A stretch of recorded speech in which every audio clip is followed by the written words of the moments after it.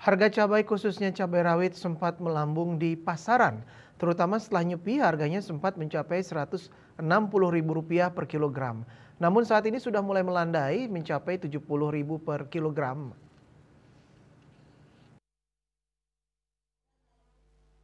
Hal tersebut diungkapkan oleh salah seorang pedagang bumbu dapur di Pasar Badung, Nyoman Wandri, Jumat 4 April.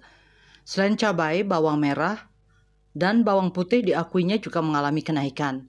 Harga bawang putih saat ini mencapai Rp45.000 per kilogram dari sebelumnya Rp40.000 per kilogram.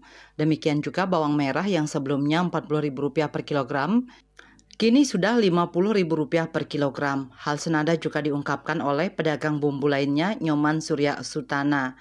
Dia mengakui harga cabai sempat melambung hingga Rp160.000 per kilogram. Saat ini sudah mencapai Rp60.000, bahkan yang kualitas 2 Rp50.000 per kilogram. Harga bawang merah dan bawang putih dikatakannya juga naik pasca hari lebaran ini. Selain bumbu dapur, harga beras juga mengalami sedikit pergerakan.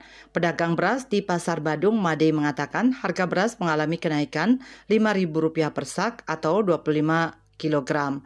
Dia mengatakan sebelum hari raya harga beras mencapai Rp375.000 per sak dan saat ini mencapai Rp380.000 per sak. Namun untuk harga beras eceran masih stabil yakni Rp15.000 per kilogram dan belum mengalami perubahan setelah hari raya. Diakuinya kenaikan harga beras disebabkan karena belum ada pengiriman beras dari distributor sehingga stok beras di pasar mulai menipis.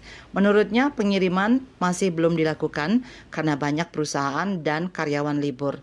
Dia juga mengatakan faktor lain turut mempengaruhi kenaikan harga beras seperti gangguan distribusi akibat libur panjang, meningkatnya biaya produksi serta kondisi cuaca yang dapat mempengaruhi hasil panen.